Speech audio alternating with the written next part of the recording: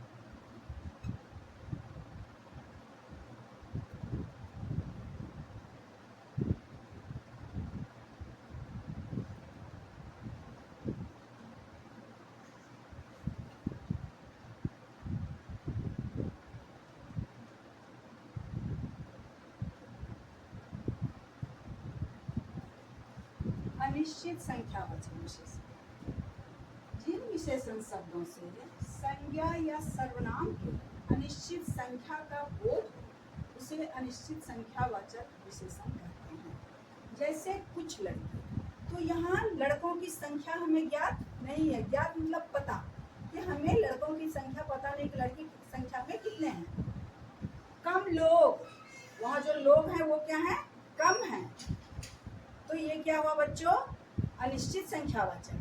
तो निश्चित संख्यावाचक और अनिश्चित संख्यावाचक, ये समझ गए आप लोग। अब आगे मैं बताती हूँ परिमाणवाचक विशेषण। वाचक विशेषण जिन विशेषण शब्दों से संज्ञा या सर्वनाम के माप, तौल, मात्रा आदि का बोध होता है उसे परिमाणवाचक विशेषण कहते हैं। जैसे 2 मीटर कपड़ा, 4 लीटर दूध आदि। परिमाणवाचक विशेषण के दो भेद होते हैं बच्चों, याद रखिएगा।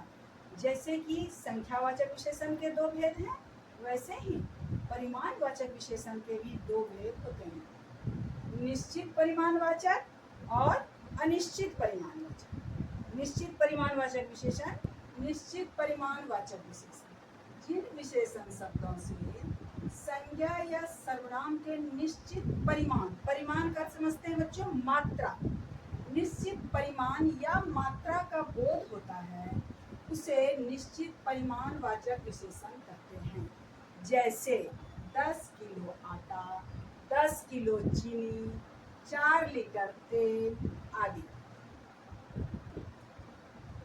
अनिश्चित परिमाणवाचक विशेषण, जैसे कि नाम से ही पता चल रहा है बच्चों, जिन विशेषण शब्दों से संज्ञा या सर्वनाम के अनिश्चित परिमाण अर्थात मात्रा का बोध होता है उसे अनिश्चित परिमाणवाचक विशेषण कहते हैं। जैसे कम चीनी, अधिक दूध आदि। सार्वनामिक विशेषण को बच्चों संकेतवाचक विशेषण भी कहा जाता है, ये याद रखिएगा। सार्वनामिक विशेषण को संकेतवाचक विशेषण भी कहते हैं। जो सर्वनाम संज्ञा के पहले आकर उसकी विशेषता बताए उसे सार्वनामिक विशेषण कहते हैं। जैसे यह घर मेरा है, वह लड़का पतला है। बच्चों यहाँ ध्यान दीजिएगा, घर क्या है? संज्ञा शब्द है। लड़का क्या है? संज्ञा शब्द है। यहाँ यह क्या है? सर्वनाम है। और यह घर के पूर्व आया है, यह विशेषण की तरह प्रयुक्त हो रहा है। इसको समझिएगा ध्यानपूर्वक, यह विशेषण की तरह प्रयुक्त हो रहा है कि यह घर मेरा है। यह लड़का संज्ञा शब्द है, वह क्या है? विशेषण शब्द है। यहाँ जबकि वह सर्वनाम है, लेकिन लड़का के लिए यहाँ यह विशेषण की तरह प्रयुक्त हो रहा है, इसलिए यह क्या है? विशेषण है। इसलिए इसे हम सार्वनामिक विशेषण कहते हैं। तो सार्वनामिक विशेषण को संकेतवाचक विशेषण भी कहा जाता है बच्चों।